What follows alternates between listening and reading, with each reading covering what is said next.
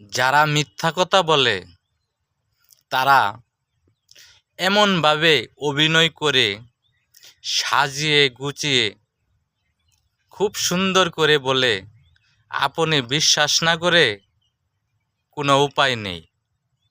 এমনভাবে বলবে যখন আপনি তাদের মিথ্যা কথার ফাঁদে পা দিবেন তখনই আপনি বুঝতে পারবেন। আর মিথ্যাবাদীরা সাময়িকভাবে লাভবান হয়ে থাকে, কিন্তু তারা সাময়িকভাবেও লাভবান হয়ে থাকলেও কিন্তু এই লাভবান চিরস্থায়ী না। এটাই বাস্তবতা। আমার কথাটি যদি কোনো ভুল ত্রুটি হয়ে থাকে ক্ষমা দৃষ্টিতে দেখবেন।